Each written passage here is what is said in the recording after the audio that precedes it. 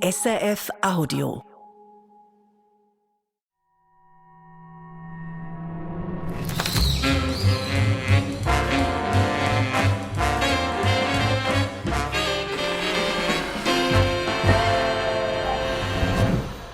Herzlich willkommen zum SRF Krimi Podcast. Mein Name ist Wolfram Höll.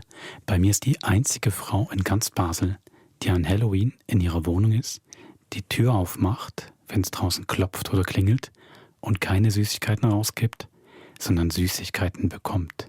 Als Tribut. Susanne Jansson. Hallo Wolfram, entschuldige, aber das Einzige, was ich bekommen habe, mir hat mal jemand vor die Tür gebrochen und das war auch nicht Halloween, sondern Silvester. Ich glaube nicht, dass es das ist, was du meinst, sondern du hast eher das Bild, ich mache die Tür auf und dann stehen da so kleine süße Knirpse mit angemalten Blutflecken. Sie haben so Angst vor dir, so beeindruckt, dass sie Süßigkeiten rausgeben. Und kommen aber trotzdem zu mir, trotz ihrer Angst. Das ist Power. Das ist Power. Entweder als Mutprobe oder es gibt dann doch so ein Sirenen, gleich so eine Faszination des Bösen, die du ausstrahlst, dass sie einfach kommen müssen. Klingt leider so, als wenn ich nicht lange lebe, wenn es wirklich so wäre. Also dann ist quasi der Mörderkomplott schon vorprogrammiert, wenn man so einen bösen Einfluss auf andere Menschen hat. Weil die Kinder müssen dann Klein Basel von der Hexe befreien. Genau, die wachsen heran zu großen, strahlenden Helden und Heldinnen und dann ziehen sie los. Und in 20 Jahren. Ein paar Jahre haben wir noch in 20 Jahren. Kann ich noch ein paar Süßigkeiten essen bis dahin. Also. Ihr habt es schon gehört, es ist Vollmond. Wir sind bei einer Spezialfolge vom Krimi-Podcast mit grauen Folgen. Die erste Folge heißt auch Der Tribut. Spielt noch nicht in Klein Basel, sondern in Albanien. Und zwar machen wir uns mit Besim auf die Reise in seine Vergangenheit. Und da erzählt er von einer doch recht schaurigen Begebenheit.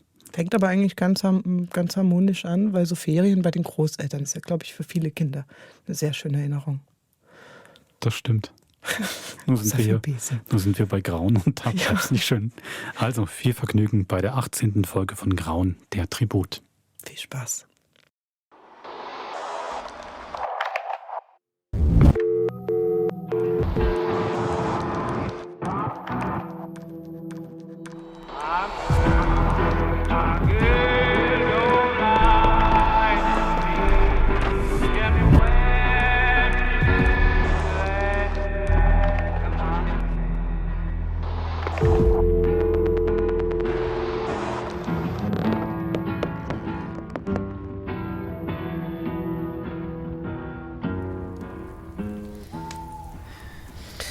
Hast du noch ein Bier? Logisch. Zum Wohl. Prost. Prost. Meine Großmutter ist gestern gestorben. Was? Oh, shit, nein. Sorry, tut mir leid. Das ist schon gut, Messi.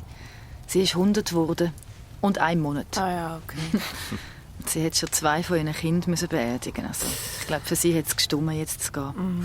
Ja, aber es ist doch trotzdem traurig, nicht? Ich meine, es ist das Grosse und so. Ja, Aber für sie war es so gut. Sie hat bis zum Schluss in ihrer eigenen Wohnung leben. Und jetzt, die letzten paar Tage, da ist sie einfach immer schwächer geworden und hat immer weniger gegessen. Und irgendwann gar nichts mehr. Es hat fast so ausgesehen, als würde sie wegschrumpfen. Sie ist einfach immer kleiner geworden und immer dünner.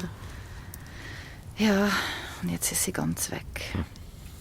Das tönt irgendwie schön. Was? Ich finde, das klingt eher schlimm. Wegschrumpfen, bis nichts mehr von einem übrig ist.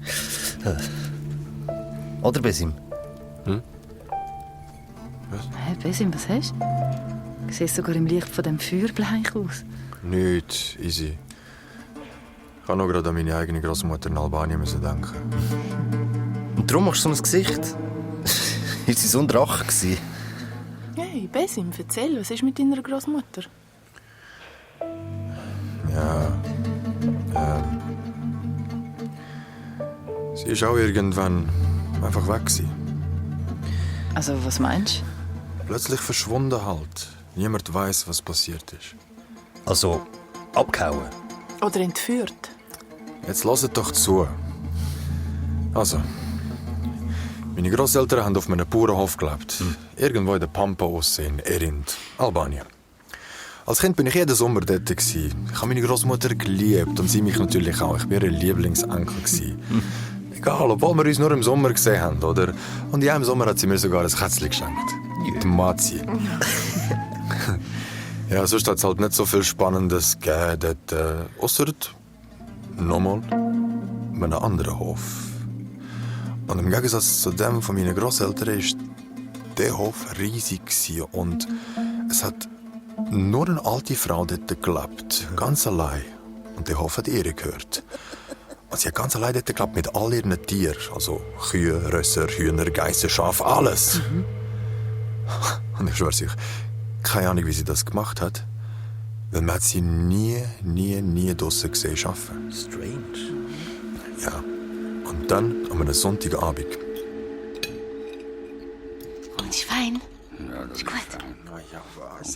Hat's auch genug? Draussen war es schon dunkel. Gibst mir mal das Wasser rüber, bitte? Hat sie an der Tür geklopft. Meine Großmutter ist zusammengezuckt. Besim, los, ab ins Zimmer. Los jetzt! Ich bin zwar rauf, aber nicht in mein Zimmer, sondern einfach auf der Stege gesessen und habe zugelassen. Was ist es das mal? Mehl. Ich brauche Mehl. Gut. Ich hol's. Einen Moment.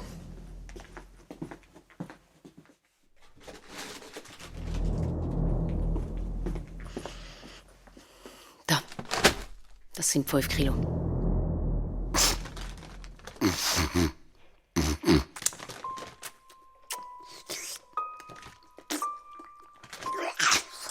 Schmeckt nach Rattenkacke. Ich habe keine Ratten in der Küche. Ich will das gute Mehl. Aber Du widersprichst mir? nein.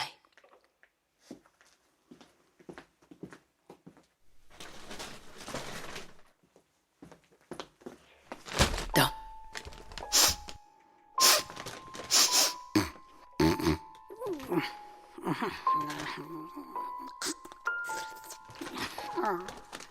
Ich fahr schon immer und werde es immer sein. Gute Nacht.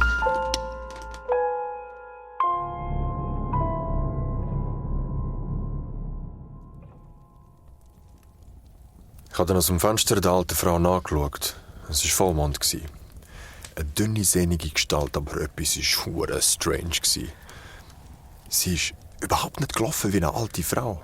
Ihr Gang war so mühelos, als müssten ihre Füße gar nicht aufsetzen, um weiterzukommen. Wolltest du etwas sagen, sie ist wie ein Hex davongeflogen? Ja, was weiß ich. Naja, und dann auf einmal, als hätte sie meinen Blick im Rücken gespürt, dreht sie sich um. Was? Fuck, und dann? Sie hat mich angestarrt. Und dann habe ich es zum ersten Mal gesehen. Was hast du gesehen? Tschüss, sag, wieso hat die alte Frau so ein komisches Auge? Was? Du hast sie angeschaut? Gestern vom Fenster aus. Besim, lass mir zu. Mach das nie mehr, hast du gehört? Schau ihr nie mehr in das Auge. Man schaut ihr nicht ins Auge. Niemand darf das. Wieso denn? Was ist denn mit ihrem Besim, Auge? hör jetzt endlich auf Fragen. Es ist einfach so. Es ist das Gesetz. Es tut mir leid, tschüss. Und dann, weisst du musst mir versprechen, dass du ihr nicht in die Augen schaust. Versprichst du mir das? Ich versprich's. Was war denn jetzt mit dem Auge? So ein hässliches, weisses Lederauge. Was? Ein Lederauge. Das war ganz weiss, so wie bei blinden Menschen, aber drüber ist so ein fast durchsichtiges Hütchen gehangen, wie bei einem Ei, so einen grusigen, dünnen Lappen. Was? Am nächsten Sonntag sind wir zusammen am Esstisch gesessen und haben ein Spiel gespielt. So, ich bin dran. Achtung, jetzt könnt ihr schauen, ich packe euch alle ein. Wartet ab. Nein, das 2, das nützt gar nichts. So, Besim, jetzt bist du dran. Jetzt bin ich dran. Ja. Was brauche ich? Wie viel Dann brauche ich? brauchst du ein 7. Bis 7. 7. Jetzt wird's gefährlich. Okay. 7! 7!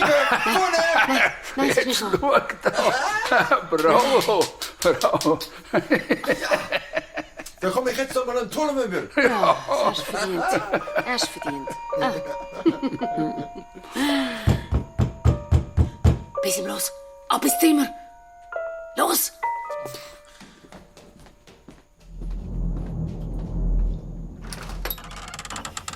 Was ist es das mal?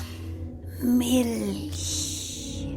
Ich brauche Milch. Sie haben doch viel mehr Kühe wie wir.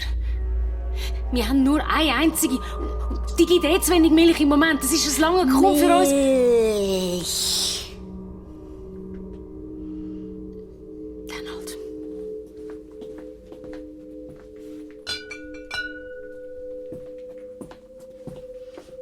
Da. Das ist alles, was ich habe. So? So?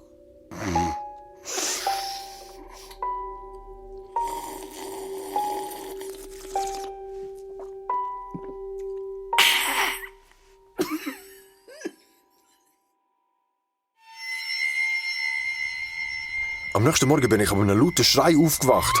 Ich bin so verschrocken. Der Schrei ist aus dem Stall gekommen. Also bin ich runter. Und dann habe ich es gesehen. Unsere einzige Kuh ist tot dort gelegen, mit der Beine in der Luft. Es ist alles meine Schuld. Nein.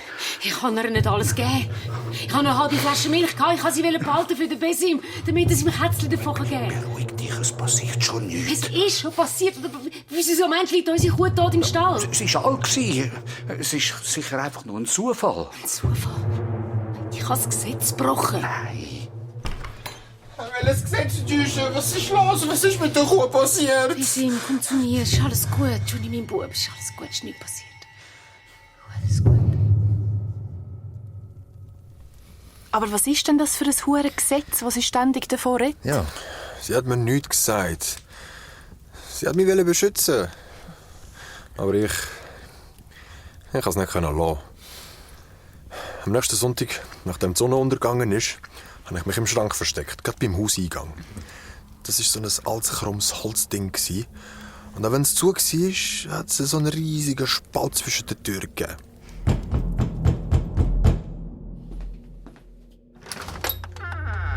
Was ist das mal? Das kleine weiße Kätzchen mit den schwarzen Pfoten. Nein, bitte nicht. Es ist ein Besim, sein Kätzchen. Sie schläft jede Nacht bei ihm auf dem Küssi. Ich gebe ihnen die Schwarze und noch ein Huhn dazu. Das kleine weiße Kätzchen mit den schwarzen Pfoten. Matzi gehört mir, Sie dürfen sie mir nicht wegnehmen. Besim, was machst du da? Schau sie nicht an, geh sofort wieder ins Zimmer. Komm, Matzi. Komm. Besim, nein, bring sie zurück. Besim, bring sie. Es tut mir leid, ich gebe ihnen andere.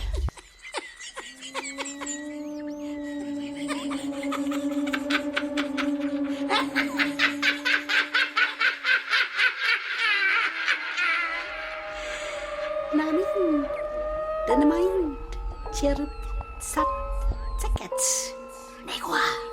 Negoa, Elo, Negoa, Echwar.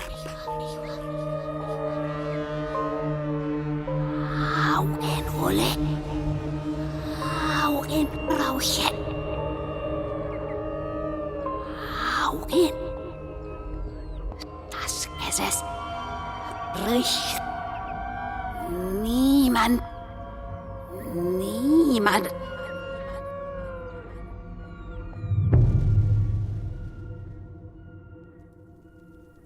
Am nächsten Tag war meine Großmutter verschwunden. Also wie verschwunden? Nicht mehr um. Mein Großvater ist brüllend in der Küche gesessen.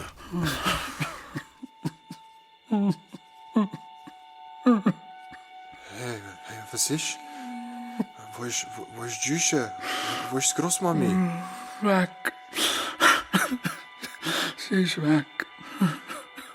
Was? Oh, Besim, es tut mir leid. Ja, mir auch. Es ist meine Schuld. Nein, komm, Besim herauf. Wieso soll das deine Schuld sein? Wäre ich nicht gewesen, hätte ich sie nicht angeschaut, hätte meine Großmutter das Gesetz nicht gebrochen. Alter, welches fucking Gesetz? Mein Großvater hat es mir dann erklärt. Gib der alten Frau, was sie verlangt. Und schau ihr nicht ins Auge. Es ist ein altes Gesetz, das schon seit ewig besteht. Schon deine Urgroßmutter und ihre Mutter vor ihr haben der alten Frau einen Tribut zahlen. Hey, aber dann müsste die Alte doch schon lange tot sein. Ja. So wie deine Ur- und Urgroßmutter auch. Oder... Hey, Besim, warte mal. Wie alt ist die alte Frau? Das kann doch gar nicht sein. Ausser... Sie ist kein Mensch. Vielleicht ist einfach ihre Familie schon seit Jahrhunderten in diesem Dorf. So eine Art böse Tyrannenfamilie, die die ganze Macht hat. Ja, genau. Ja. Und die Leute sogar zu Abgaben zwingt. Weißt du, wie so im Mittelalter. Ja, genau. Oder Besim? Hallo? Besim? Ich weiß es nicht, okay? Ich weiß nur, dass meine Großmutter wegen mir verschwunden ist. Darum bin ich auch auf den Hof von der alten Frau gegangen, um sie zu suchen. Was? Obwohl es mir mein Großvater verboten hat. Zuerst habe ich Tiere gesehen, die Kühe auf dem Feld vor ihrem Haus. Und irgendetwas hat ganz und gar nicht gestimmt. Alle Tiere sind stillgestanden. Kein einziges hat sich bewegt. Als wären sie eingefroren. Oder eben gar nicht lebendig. Und dann bin ich näher herangegangen. Und dann? Ja. Sie haben geschnauft. Das habe ich in ihren Büchern gesehen. Aber sie haben alle keine Augen gehabt. Was? Dort, wo normalerweise Augen sind, hat es einfach nichts gehabt. Nur Fell.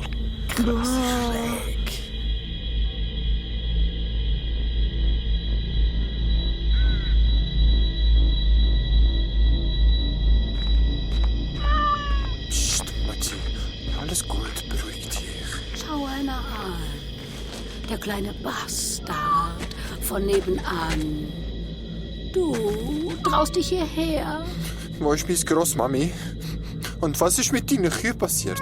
Das sind viele Fragen für so einen kleinen Bastard. Wieso haben sie keine Augen?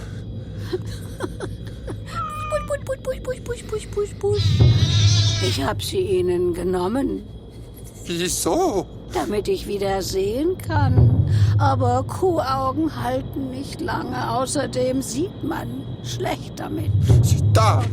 Nimm man sie! Sie hast doch Welle! Und dann gib mir meine Großmami zurück! Es ist zu spät, kleiner Bastard. Wo ist meine Großmami? Warum schaust du mich nicht einfach mal an? Jetzt traust du dich nicht mehr, was? Schau mir in die Augen, du kleiner Bastard. Schau genau hin. Du hast... Wo ist das Lederauge?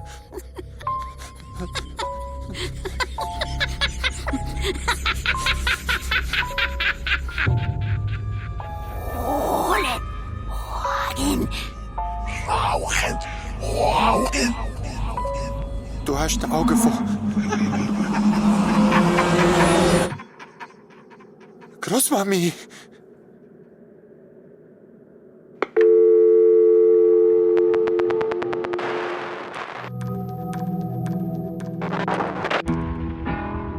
Das war der Tribut, die 18. Folge von Grauen, geschrieben von Anna Rothenfluh. Aber von jetzt kriegst du mal was Süßes von mir. Nämlich, Nichts oh Saures. Gott, die Augenbrauen gehen gleich hoch. Nein. Überraschung. Ja. Premiere.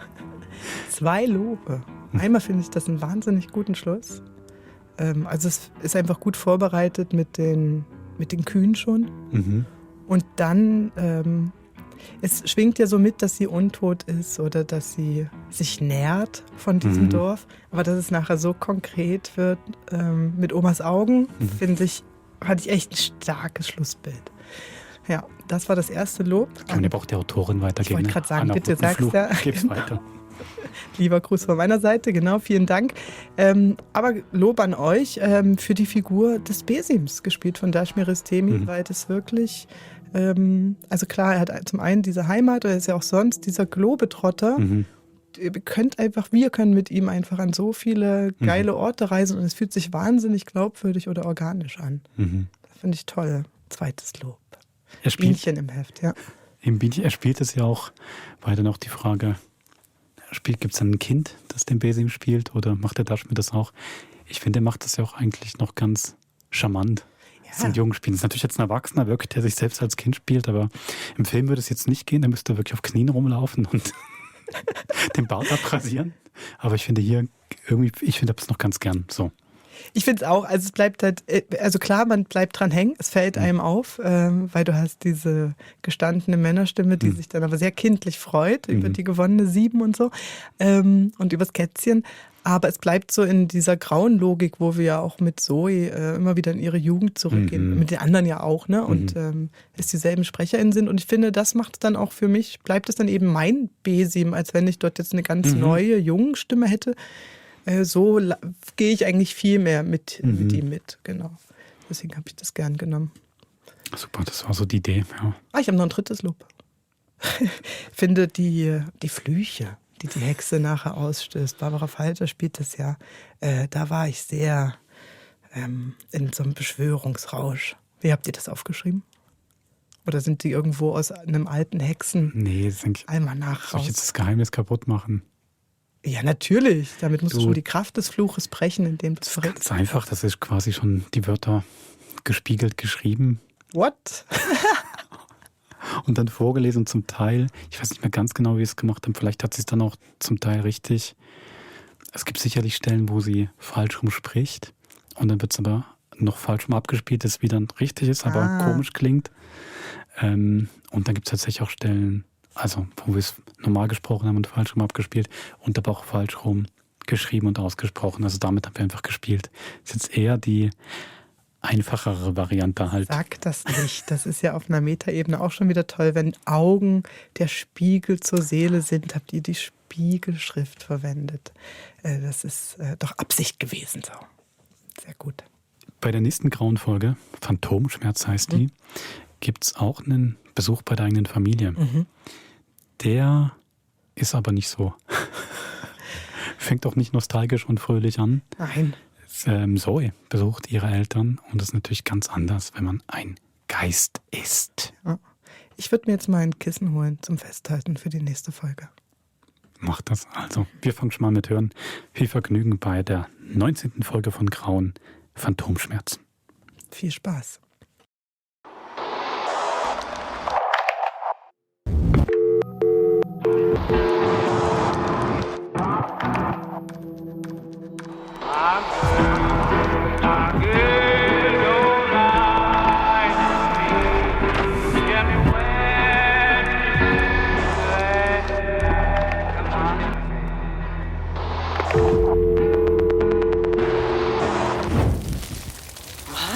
Schönes Holzbesim, nice. Wo hast du das gefunden? Gell? Dort hinten. Dort liegt ein übelst genialer Baum. Alle Äste und der ganze Stamm ohne Rinde. Wieso nach einer Rindenamputation? Das ist ja irgendwie aus China eingewanderte Käfer, ja, was weiß ich. voll. Das Holz ist mega poliert und hart und trotzdem brennt es wie Papier. Stimmt, das fängt ja an brennen, wenn du es nur schon anschaust. Checkt mal, was passiert, wenn ich ins Feuer rein... Hey, es lenkt langsam mit eurem Holzbau. Hey, zeig mal, Besim, welcher Baum ist es? Habe ich doch schon gesagt, da hinten. Was, welcher? Ja, komm, ich zeig dir. Oh ja, voll gern, komm. Hey, das Feuer ist echt der Rolls-Royce von einem Feuer. Nein, warte, ich würde sagen, das iPhone 13 von einem Ja, Feuer. stimmt. Das Ei-Feuer 13. Oh Mann. Findest du das Feuer auch so heiß, Zoe? Weißt du, Feuer, heiß. Kapierst? Zoe? Zoe? Hey! Zoe! Was? Was ist los mit dir? Willst du nicht auch noch etwas zu dem Feuer sagen? Das scheint ja jetzt das einzige Gesprächsthema zu sein. Nein, aber das Holz. Was ist mit dem Holz? Das Holz, das erinnert mich irgendwie an meine Mutter. Was? Wie meinst du das? Weil es so gut brennt. Was? Sorry, das war ein Witz. Ein steinharter Baum, der brennt wie trockenes Tannenkies. Was ist Tannenkies? So, wir sind versorgt. Ja, für die nächsten 3 Vollmonde, ja. Hey, und was geht bei euch so? Zoe erzählt gerade irgendetwas von ihrer Mutter. Und von Tannenkies. Was? Also los, erzähl. Was gibt's da für eine creepy Verbindung zwischen dem Tannenkies und deiner Mutter? Sorry? Ich war 15. Dort hatte ich das erste Mal so richtig keinen Bock mehr, mit meinen Eltern in die Ferien zu gehen. Okay. Aber meine Eltern, die haben einfach darauf bestanden. Campingferien in Südfrankreich. Immerhin durfte ich Chantal mitnehmen. Unsere Chantal? Ja, welche sonst? Wir waren den ganzen Tag auf Velotour. Durch so blühende Lavendelfelder. Es hat so fein geschmeckt. Chantal, mein Vater und ich. Und deine Mutter? Ah, die ist auf dem Zeltplatz geblieben. Meine Mutter kann nicht Velo fahren. Ah, wirklich? Was? Der letzte Abend. Da war Vollmond. Chantal und ich waren in unserem kleinen Negro-Zelt, wie so vis-à-vis vom Zelt meiner Eltern. Es war irgendwie eine spezielle Stimmung. Wir hatten voll ein gutes Gespräch. Hey, sag mal, ist deine Mutter eigentlich eifersüchtig? Was? Auf dich? Nein, wieso? Auf dich, meine ich. Die schaut dich immer so komisch an, sobald du mit dem Vater redest. Was? Ja, und wie hässlich die drin schaut, wenn wir vom Velofahren heimkommen. Und viel ist ein Dreck dagegen, wenn du mit dem Besim heimlich eine rauchst. Hör mal mit dem Besim auf, hey. Hast du das gehört? Was war das? Es kommt von dort hin. Vom Zelt von deinen Eltern. Ist das Deine Mutter. Es ist 3 Uhr am Morgen. Was macht die da? Vielleicht muss sie aufs WC. Schalt mal die Taschenlampe aus. Ja. Die steht dort einfach nur rum. Was soll das? Hast du nicht alles gehört? Psst, bist ruhig. Sie kommt da zu uns. Dann ist sie näher gekommen. Und noch näher. Sie hat sich abgebockt. Chantal und ich haben im Schlafsack drin die Luft angehalten und rausgeblinzelt. Und meine Mutter ist mega nahe ans Muckennetz angekommen. Oh, shit. Chantal und ich haben die Augen zugedrückt und nur noch gehört, wie sie geschnauft hat.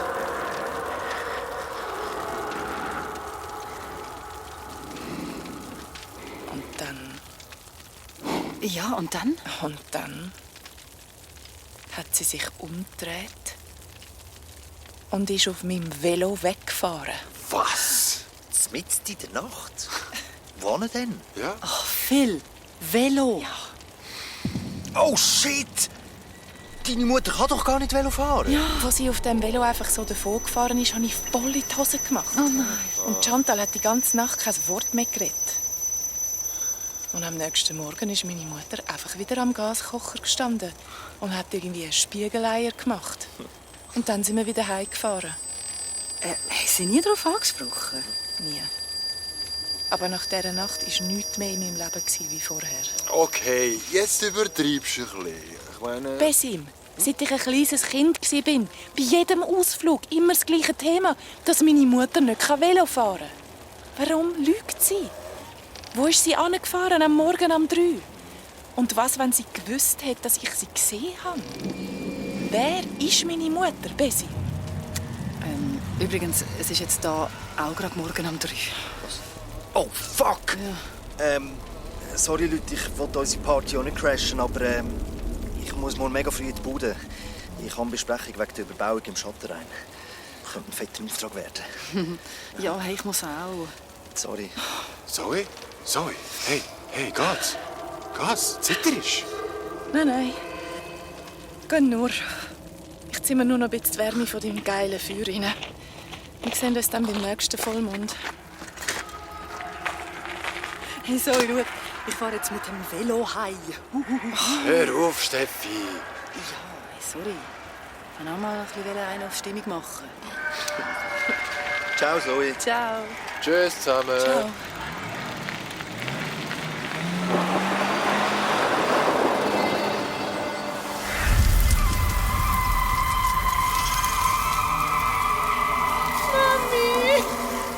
Mami, bitte nicht. Mami, bitte nicht. Mami, Hilfe!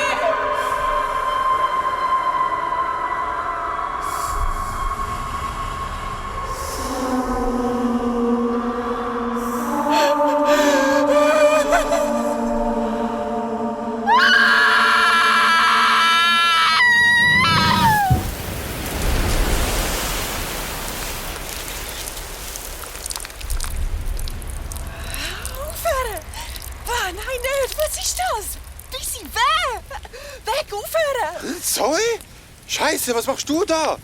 Ich kann dich gar nicht... Ich kann nur... Oh, fuck! Hey, was machst du, Besim? Ja, was echt? Wieso bist du überhaupt... Ich habe nur gesehen, dass das Feuer wieder voll brennt und Trieb ist. Von wo kommst du denn? Besim, es ist so schlimm. Ah, sorry, Mann. Nein, nicht du, meine Mutter. Was? Sitz doch an, beruhig dich. Hey, was ist los? Hey, ich habe dich mega gehört schreien, Zoe. Hey, wir haben doch gerade noch die Schau gesagt. Was ist jetzt passiert? Ja, ich bin irgendwie da gesessen und habe zugeschaut, bis das Feuer langsam ausgeht. Ausgeht? Das Feuer hat richtig gelodert. Habe ich noch mal an meine Mutter gedacht. Ich habe wie blöd angefangen zu schwitzen, mein Schweiß verdampft. Alles vernebelt und plötzlich sehe ich mein Elternhaus. Was? Ja, wie früher. Mein Zuhause. Mami? Papi? Ich bin zum Haus angelaufen und konnte einfach durch die Mauer durchgehen. Und ich war in der Küche und dort Papi. Mein Vater. Er ist in der Küche gestanden. Irgendwie schwach, wie eine Kerzenflamme. Ich hatte auf einmal Angst, dass er ausgeht, wenn ich mich zu schnell bewege. So verletzlich. Und er war irgendwie mega aufgeregt. Er hat probiert, 2 Batterien in ein Funktelefon hineinzudrücken. Keine Ahnung, wie lange schon. Papi? Papi? Was ist passiert? Papi? Siehst du mich? Was ist passiert? Plus, minus. Umgekehrt, Papi. Oben ist Plus. Und er hat telefoniert. Aber seine Stimme war ganz giftig, ungeduldig. Ich habe nichts verstanden. Testament. Welches Testament? Das ist doch nicht legal. Testament. Ja, ihr scheiß Testament. Ich habe gar nie ein Testament geschrieben. Was? Mami.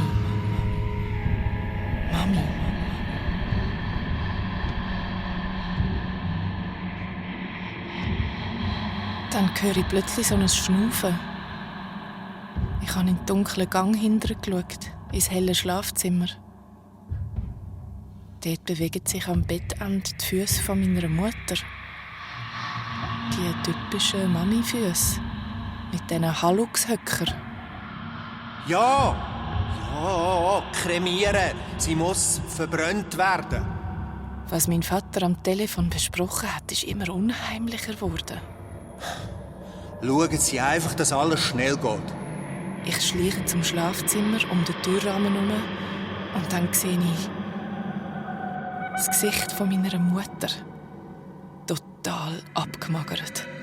20 Jahre älter, als sie eigentlich sein sollte. Die ganze Haut, weiss und hart. Mami? Ich gehe näher. Sie stöhnt leislich. Und dann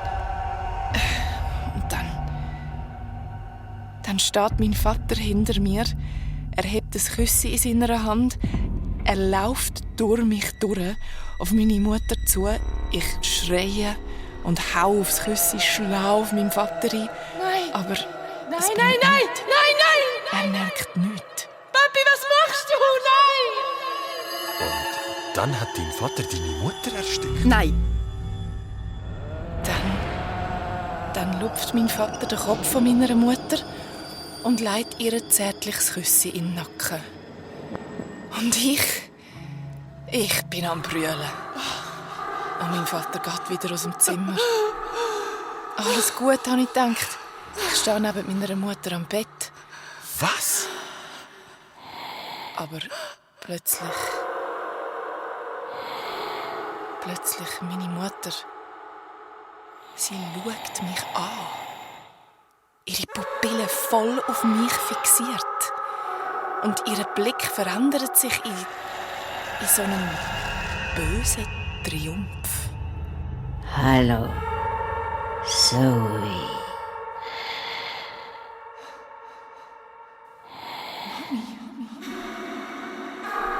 Du siehst mich.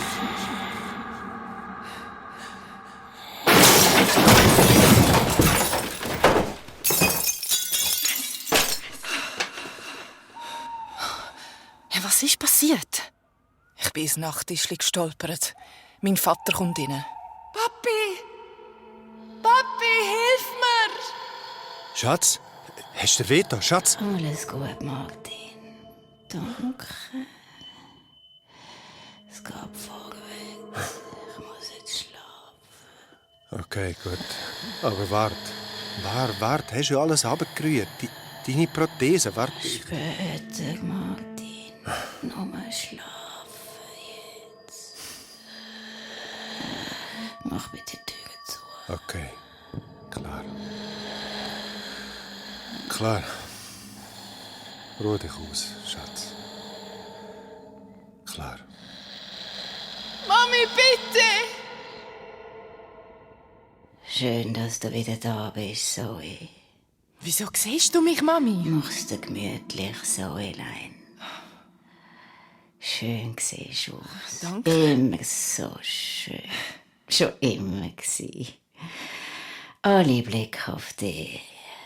Sitz an. Oh, ist das heiß? Nicht zu mir ansitzen. Schau, da ist's weich. Komm zu Mami. Was ist das für eine Prothese? Was ist mit deiner Hand? Mami, du hast keine Hand mehr. Aber ich spüre noch jeden Finger. Was? Ja. Ich spüre den Todesschmerz in jeder Fingerkuppe. Schlimmer als der Krebs, der meine Drüsen frisst. Meine Hand, die ich wegen dir verloren habe. Was? Wegen mir? Aber das ist mir wert gewesen. Wegen mir bist du verreckt, Zoe, in dieser Nacht. Mami, was redest du? Es war ein Unfall. Ja, deine Geburt, nicht dein Tod. Ich spüre sie in meiner Hand. In ein paar Stunden ist Schluss. Dann fahre ich in die Hölle, Zoe. Gut so. Eine Kindsmörderin kommt nicht in den Himmel. Der Himmel ist die Hölle. Mami, du bist total verwirrt von diesen Medikamenten. Du hast mich doch nicht umgebracht. Ich bin einfach runtergefallen von einem Mürli im Wald, ein Unfall. Es tut mir so leid. Aber niemand hat dich gerettet. Nicht einmal dein heiß geliebter Vater. In dieser Nacht vor 20 Jahren.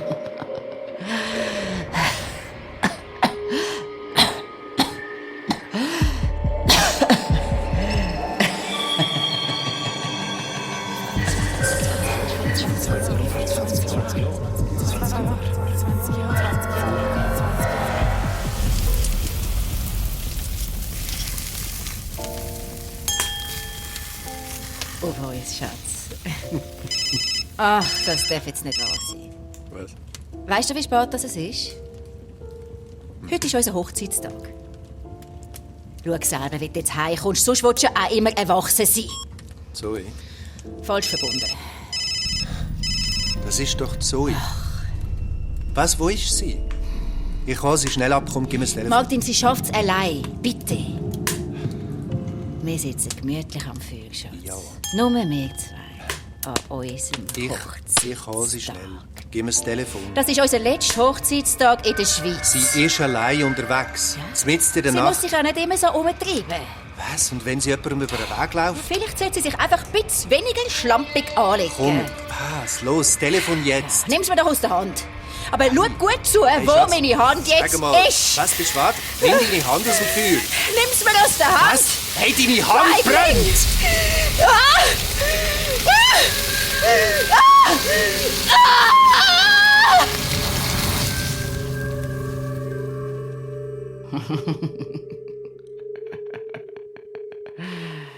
Weisst jetzt, wieso dich der Papi nicht abgeholt hat? Nimmst das Wort Unfall immer wie ein Nucki ins Maul, Zoe. Und machst mit deinen Freunden Party im Wald. Schön am Vögel sitzen, Geistergeschichten erzählen. Anstatt dass du dir mal die richtigen Fragen stellst. Zum Beispiel, warum, Zoe? Warum bist du überhaupt noch da? Was ist so heiß auf deinem Bett? Warum bist du tot und trotzdem da? Ich weiß es nicht, Mami. Hast auf mich müssen Und jetzt ist es soweit. Jetzt fahren wir zusammen in die Hölle. Es gibt keine Hölle. Das sind deine Medis. Dein Vater ist lieber mit mir ins Spital, als zu dir in den Wald. Wegen mir bist du gestorben. Es tut mir so leid, dass du das denkst. Was tut dir leid, dass du mir meinen Mann gestohlen hast? Hey, nein. Hey, und jetzt hat meine Mutter etwas gemacht. Was? Die hat ihren grusigen Armstumpf aufgelupft. Und was? Mit dieser Hand, die sie gar nicht hatte, hat die mich angelangt. Nein.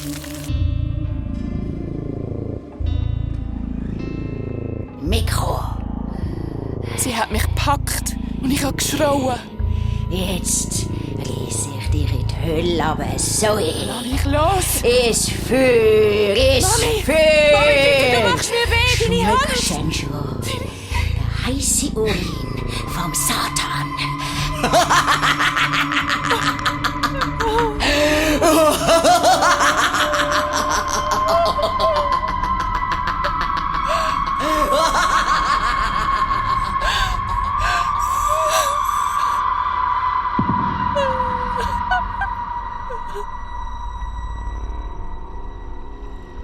Den Rest kennt ihr. Ich bin zu mir gekommen und der Besim hat ins Feuer gepisst. Ja, hey, sorry. Schon gut. Deine Mutter ist schon krass drauf. Das habe ich gar nicht gewusst. Ja, aber wisst ihr was? Vielleicht so, was mir jetzt wegen dem Velo gerade durch den Kopf geht. Was? Deine Mutter. Was, wenn sie in diesen Zeltferien jede Nacht aus dem Zelt geschlichen wäre und sich heimlich, ohne euren spöttischen Blick, selber das Velofahren beigebracht hat? Was, wenn sie sich in diesen Ferien hat beweisen wollte, dass sie leben kann? Und dabei hast du sie beobachtet. Beim Rauchen und Velofahren, beim Leben, Zoe. Das ist aber irgendwie richtig traurig für deine Mutter. So muss es leben. Oder? Gerade vorher hat sie mich in die Hölle runtergerissen und jetzt ist sie die Arme, oder was? Nein, komm, das war doch sicher nur ein Traum. Scheiße, jetzt nicht ins Feuer schauen. Wieso? Was? Was ist? Nicht ins Feuer schauen! Scheiße mal! Was ist das? Die Flamme! Was? Finger!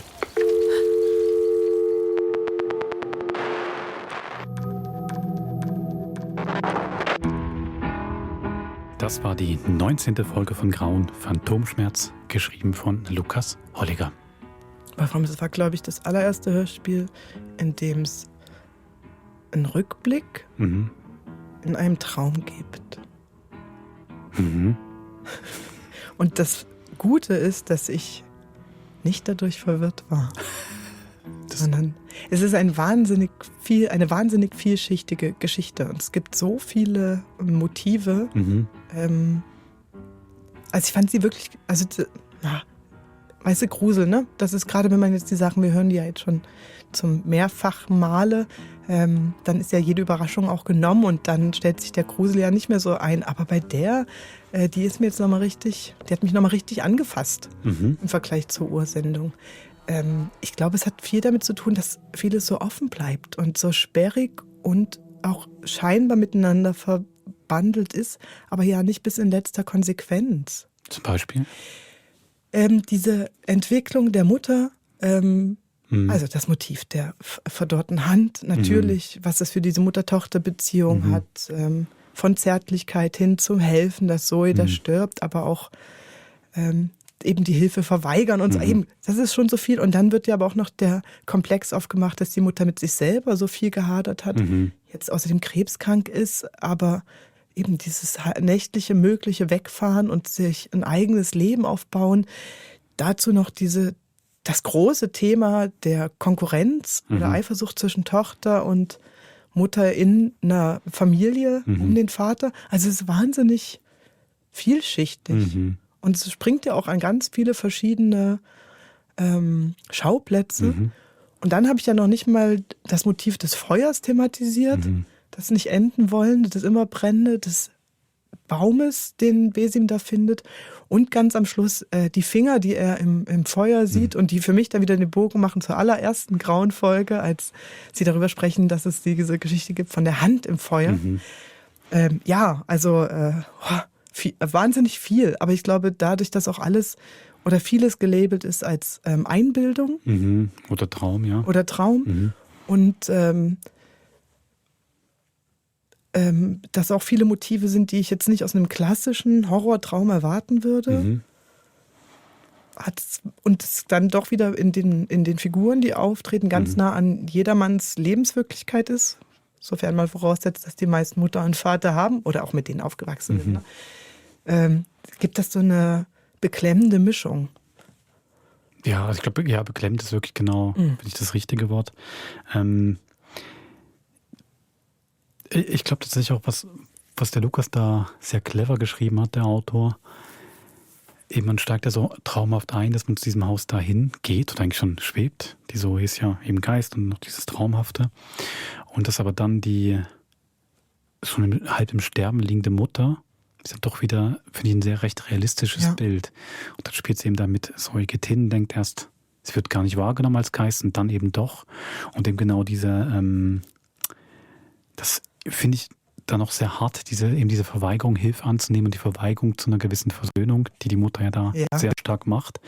Und das ist, glaube ich, aber auch nicht, wie soll ich sagen, obwohl das jetzt eine Horrorgeschichte ist, in so einem komischen, abstrusen Traum ist, in einem Geist geschieht, finde ich, ist das ja was, wo man anknüpfen kann. Also ich kann mich da wie ein Stück weit identifizieren. Man hat ja zum Teil schwierige Verhältnisse mit Menschen und die sterben dann irgendwann nochmal und sind ja nicht immer wie im Film dann wunderbar alles versöhnlich. Dass es auch bis zum Schluss schwierig sein kann. Ich finde, das ist hier ganz stark angebracht und da, finde ich, erdet es die ganze Geschichte für mich sehr. Obwohl ich gerade merke, bei mir löst das noch eine andere Erinnerung aus, nämlich an Stephen King Bücher, wo sich auch viele Familienmitglieder ähnlich verhalten wie die Mutter, aber meistens, weil sie dann doch beseelt sind oder besessen von irgendeinem, Geist. Das sind auch nicht die vergebenden Schwestern, wie jetzt im Friedhof der Kuscheltiere oder ich weiß nicht, die Großmutter, sondern eigentlich wollen sie den Kindern, die meistens an das schon mit diesen schrecklichen Situationen der Mutter oder jemandem Nahestehenden im Todeskampf gegenüberzustehen. Und dann kriegen die oft noch so einen Fluch oder eine Wunde auch noch aufgeladen. Das schwebt da wahrscheinlich auch noch mit. Kindheitserinnerung auch von mir. Ich habe die Bücher ein bisschen zu früh gelesen, glaube ich. Aber wahrscheinlich wird Stephen King das ja auch mit gutem Grund öfters so gemacht haben, weil es ja doch an was anknüpft, so an so Urängste und an so sehr existenzielle Situationen. Und dann schwingt halt dieses Thema Phantomschmerz ist auch, verschwindet für mich so im Nebel, weil natürlich benennt die Mutter das so ganz klar, dass sie diese nicht mehr vorhandene Hand so fühlt. Aber es ist ja eigentlich so ist Phantomschmerz. Also Phantom ist ja auch ein Geist, ne? Also so habe ich es auch noch nicht mal gelesen. Mir jetzt gerade aufgefallen. Also Französisch ist einfach ein Phantomgeist. Noch besser. Das ist schon wieder lustig. Ja, das ist schon wieder super. Weil das wollte ich nämlich auch noch sagen. Diesen Break, dass sie da vom Lagerfeuer weggehen und danach wieder zurückkommen.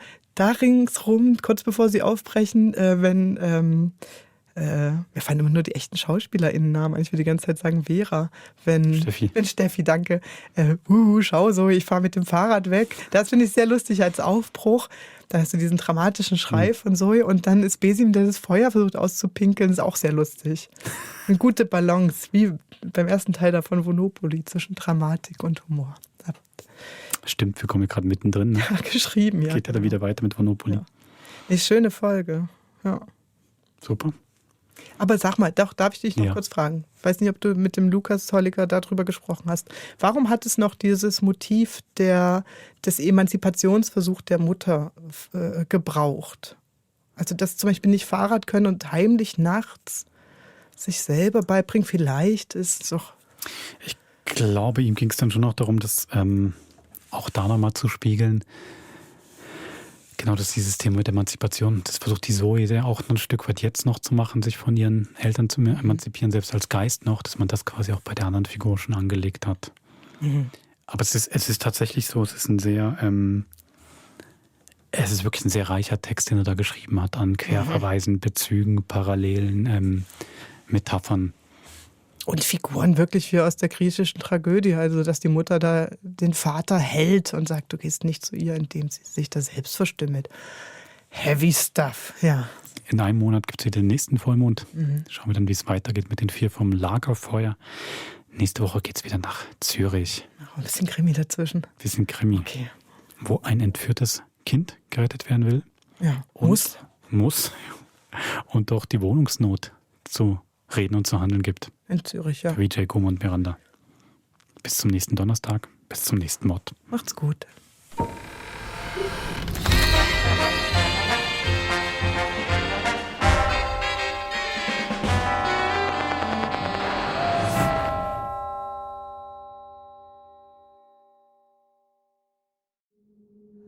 Das war ein Podcast von SRF. Produziert im Auftrag der SRG.